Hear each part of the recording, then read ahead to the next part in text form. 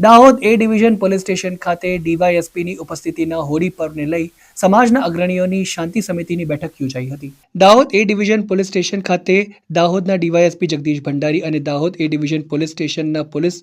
ઇન્સ્પેક્ટરની અધ્યક્ષતામાં સમાજના અગ્રણીઓ સાથે શાંતિ સમિતિની બેઠક યોજવામાં આવી, જેમાં આજે 13 માર્ચ 2023 ગુરુવારના રોજ હોળી પર્વ અને તારીખ 14 માર્ચ 2024 શુક્રવારના રોજ ધૂળેટી હોય, જે પર્વ દાહોદમાં તમામ સમાજ દ્વારા હર્ષોલ્લાસ સાથે અને ધામધૂમથી દાહોદ શહેર સહિત જિલ્લામાં ઉજવાતા હોય છે અને હોળી ધૂળેટી પર્વ આ વર્ષે પર દાહોદ શહેર સહિત જિલ્લાના તમામ સમાજના લોકો હર્ષોલ્લાસથી અને શાંતિમય વાતાવરણમાં ઉજવે એવા ભાવ સાથે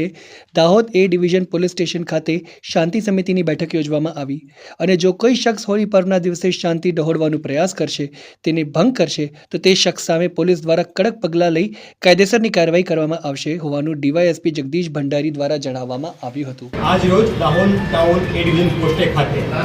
આગામી સમયમાં આવનાર હોળી ધૂળેટીના તહેવાર રમજાન માસના અન્વયે કોઈપણ પ્રકાર અનિચ્છનીય બનાવ ના બને, વિસ્તારની અંદર સુરક્ષા શાંતિ જળવાઈ રહે,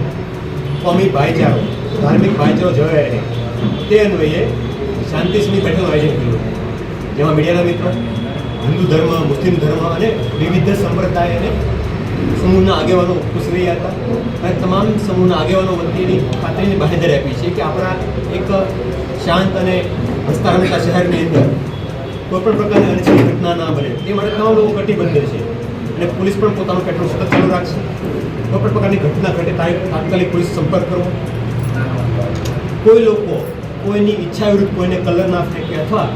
બોટ ઉઘરાવવી કે બળજબરીથી કોઈ પાસે પૈસા કઢાવવા, કલર ફેંકવાના નામ પર ડરાવવા ધમકાવવા એ બિલકુલ ઇલીગલ એક્ટિવિટી છે, ગેરકાયદેસર છે અને આ પ્રકારની પ્રવૃત્તિ ધ્યાનમાં આવશે તો કાયદાકીય એક્શન લેવામાં આવશે. એનો બહુ સ્પષ્ટ અમારો મેસેજ છે. તો તમામ લોકો હર્ષોલ્લાસથી ઉજવે,